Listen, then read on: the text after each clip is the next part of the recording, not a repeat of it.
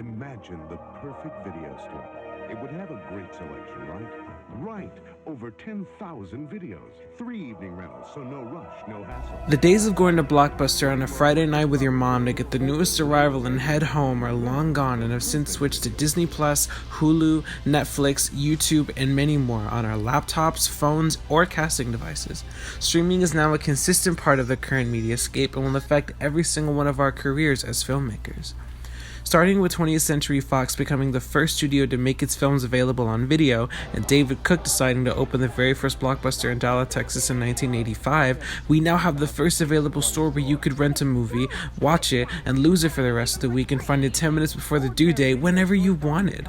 And it had snacks by the counter. I mean, your mom never really bought them, but it was still cool to look at. Anyhow, this revolutionized the movie watching paradigm. It was at the top of its field for most of the decade, to the point of gaining 3,600 stores nationwide in 1993. And then 2 years later, Hollywood Video arrived and ended up having the highest volume video rental stores in the country. And 3 years later, Reed Hastings and Mark Randolph started Netflix. What was once the largest video rental chain in the U.S. with thousands of locations will soon be down to just one little store, where Bend, Oregon is a place, is home to what could be the last Blockbuster in the country. The company closed nearly all of its stores after going bankrupt back in 2010. Jamie Yuka shows us how people from all over the world are traveling to Bend.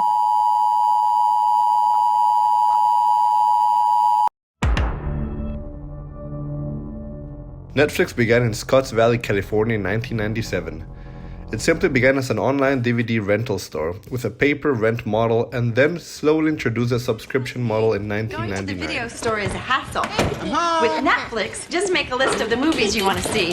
And in about one business day, you'll get 3 delivered to your house. Keep them as long as you want, without late fees. Finish one, return it in this prepaid envelope, and they'll send you another movie from your list. Return one. Can you get that? And automatically send you another movie from your list. My lady. We are the romance movie from Netflix. All the movies you want, $22 a month, and no late fees. DVDs you want, starting at only $9.99 All the a movies month, you want, no only late fees. $17.99 a month, and no late fees. That will never work. It tells the story of what it was like in those early days of Netflix. Something not many people know is that in the year 2000, Netflix weren't completely sure how big they were actually going to get, so they offered themselves for acquisition to Blockbuster, whom rejected this opportunity. We move along 20 years into the future and Blockbuster is now bankrupt and Netflix has over 150 million subscribers worldwide. Netflix today is considered a global phenomenon, but it has not always been like that. Even today, there is still a lot of area-restricted content. For example, now that I'm going back home for the holidays, I won't be able to keep on watching The Walking Dead in Costa Rica. This is due to the fact that many series have been area-restricted and can only be watched within certain countries. It is extremely important to understand how new technologies have influenced the growth of Netflix and streaming services as a whole.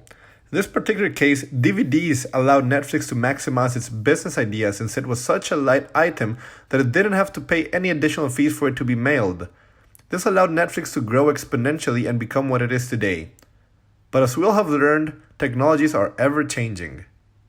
The hordes are coming for Netflix. Disney Plus tweeting just last night a trailer featuring some of the high-profile properties that will be... Media is forever changing and growing, developing, adapting. It's forever learning from our society and our audiences in order to offer better experiences. And the streaming services are actually fairly new. They're just starting to expand into new audiences. They've been around for barely 25 years.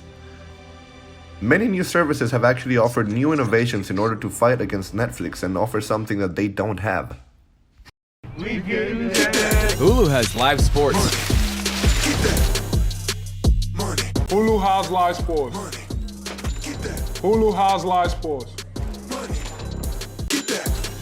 Hulu has live sports. Well, Hulu has live sports, but coming along with Hulu, we have quite a few array of companies that have tried to stir up the market. Sony, Sling, YouTube, Apple. They have all offered new alternatives to Netflix with different options for everyone with live TV and content. In order to understand if this has actually had an impact against Netflix, we asked a group of 22 friends around our ages to see their thoughts on streaming services and why they're subscribed to their programs. Turned out all 22 had Netflix subscription, and get this, 2 of them gave us this answer when asked why they are subscribed to their services. But what's made Netflix this unstoppable force we all know nowadays? It's been a long road for Netflix to settle as the king of streaming services now in 2019, but this might work as a quick answer. I closed the gate. Tanto que nos vamos a quedar Sif, you're with me. I just want you to know that as a I only have you in my heart. Physically and mentally, I don't think people realize you need to vent. They have launched their own production company and created tons of original series to compete with the giant Hollywood studios. They have expanded their market and have adapted to the ever-globalized society. People are always changing. Services are always changing. Art is always changing. Media is always changing and developing. So is Netflix. But it does not stop there. From being a small company in Scotts Valley, California, they've grown into 190 countries around the globe. Being a globalized company, just entering every market around the world and understanding how to do it by creating content for everyone and everywhere. But you can't always make everyone happy. There has been an ongoing conflict with the film industry and Netflix, especially the film festivals. In 2017, none of Netflix productions were present at the Cannes Film Festival. This is due to the fact that there's a French law that states that there has to be a 36-month window between movie release and its debut in streaming services. It doesn't only stop there, but the great Steven Spielberg has publicly criticized Netflix. But in fact, once you commit to a television format, you're a TV movie. You certainly, if it's a good show, deserve an Emmy, but not an Oscar. Personally, I believe films should only be divided within the traditional groups we've always known about. Short films, series, fiction films, and documentaries. And from then on, you can be judged by whatever you create, not by your release or where you're released on, if it's a streaming service or on a theater. In a digital age, instant satisfaction has become ever more prevalent. Streaming has only helped popularize that. Reality TV and virtual reality are two ways that streaming has pushed further towards instant gratification. Reality TV is a way of seeing what we call normal people be put into situations that are embarrassing, uncomfortable, and dramatic at the expense of themselves, but for the entertainment of others. Virtual reality is inserting yourself into situations for you to manipulate for your liking, instead of watching people on the screen make mistakes you swear that you never make for yourself. This kind of reality that disconnects you from your own and lets you be part of another seems to be the future of streaming. The state of privacy seems likely to shift as well. Internet streaming has allowed the average person to set up streaming on their own personal devices at any given time. Since then, denial of service attacks have become very common among streamers, especially video game streamers. This means once the perpetrator got a hold of someone's IP address, that means they can block them from having any internet access. So, the more streaming is used, the more likely this is going to happen because there's not enough security against it. This makes identity theft easy to occur since they'll be denied any access to any of their accounts. It is a dangerous threat, especially to the average person. Another huge shift has occurred since CGI influencers have taken over Instagram streaming. What will happen when CGI becomes so real that we do not even use people's real identities, but instead a version that can be manipulated to monopolize on? Streamers can become mere figments of somebody's CGI work, copying people's identities without even having to have them in the picture to do it.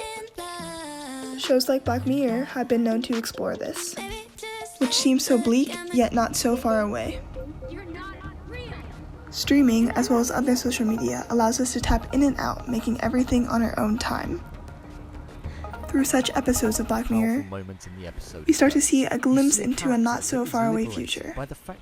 It seems that we're aiming at ultimate control and manipulation of interactions and outcomes. And if you do not want to do it yourself, you watch others go through it. In these episodes, we see the exploitation of fear as entertainment, every social interaction as a rating system that is increasing the seek for instant validation, and we see an overworked class of people competing for their chance to get out of this rugged system only for them to become an enabler of it. Are we leading to a place where technology is such a big part of our lives that it becomes implemented in our bodies? Will we all have some sort of chips in our brains? Can we store all of our memories, or will we have censorship in our real-life interactions? Seemingly holding endless possibilities, it is a guessing game for what is to come as technological advances surpass what we really thought was possible before. In the past 20 years, as DVD sales decreased and streaming has become the forefront choice of TV and film consumption, there has been rapid changes done to keep up with the times, whether positive or negative. There is a long way before we hit the end of the road for what can be done with streaming.